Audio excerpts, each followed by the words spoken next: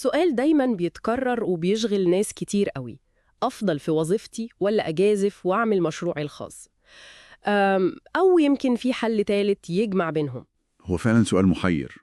المصادر اللي هنبص عليها النهاردة بتقدم لنا وجهات نظر مختلفة، وكمان تجارب حقيقية جدا بتساعدنا نفهم أكتر كل اختيار.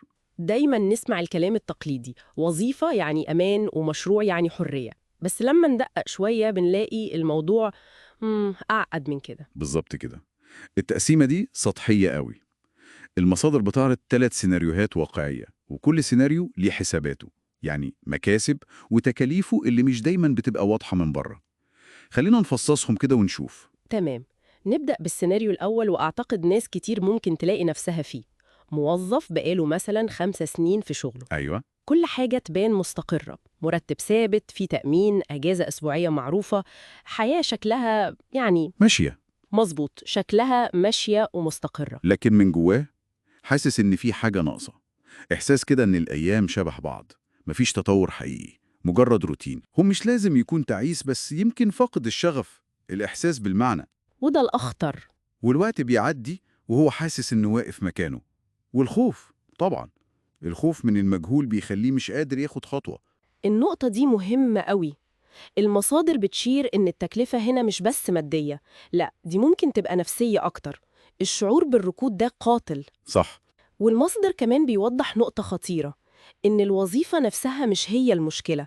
المشكلة بتبدأ لما الواحد يبقى عايش فيها وهو مستني اليوم اللي يسيبها. يا دي حقيقة، كأنها بقت سجن مؤقت. بالظبط، ده مؤشر إن في خلل حقيقي لازم الواحد يقف عنده ويفكر. طيب، ده ياخدنا للسيناريو التاني، لواحدة بقى ما قدرتش تستحمل إحساس الركود ده، وقررت تاخد الخطوة الجريئة فعلا. تمام. اللي هي سابت الوظيفة خالص. أيوة، سابت الشغل وبدأت مشروع صغير أونلاين. البداية زي ما أي حد يتوقع كانت صعبة جدا. أكيد، دخل مش ثابت بقى وقلق.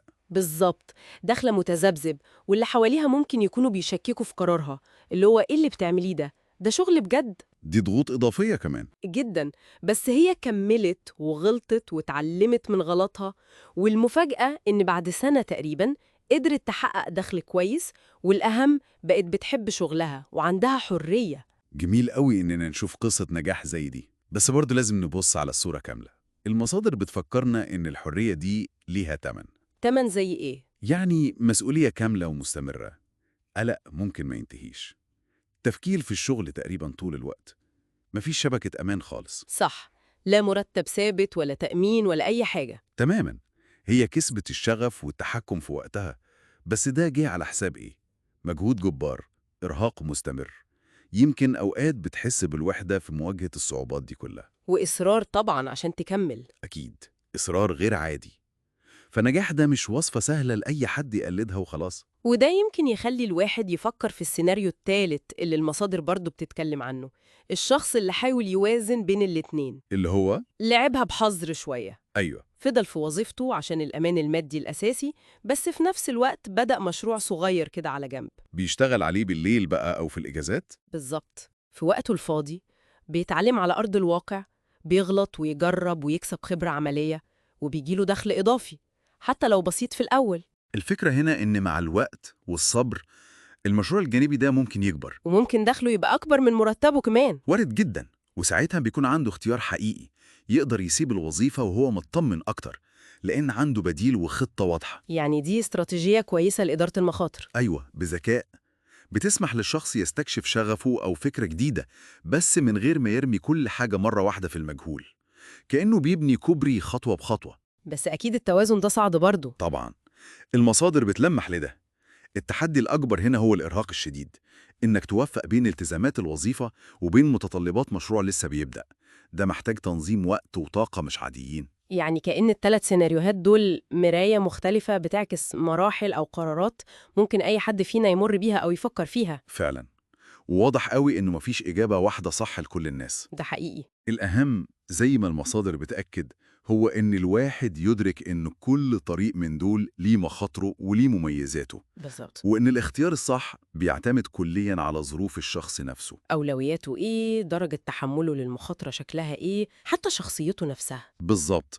مش مهم نقلد تجارب ناس تانية وخلاص، المهم نفهم نفسنا إحنا الأول. ولو حبينا نطلع بنصيحة عملية كده من الكلام ده كله، يمكن اللي خايف قوي يسيب الوظيفة ممكن يبدأ يستكشف بفكرة صغيرة جنبها الأول، يعني يجرب كده. تمام، واللي عنده شغف كبير وحلم واضح يبقى عارف إن الطريق محتاج صبر ومجهود وبناء خطوة بخطوة، مش هيحصل بين يوم وليلة.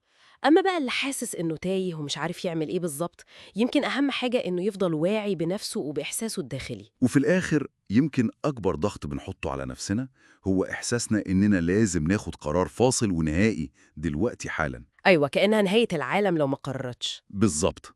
لكن ممكن الأهم من القرار الكبير ده دلوقتي هو إننا نفضل نتحرك حتى لو خطوات صغيرة جدا.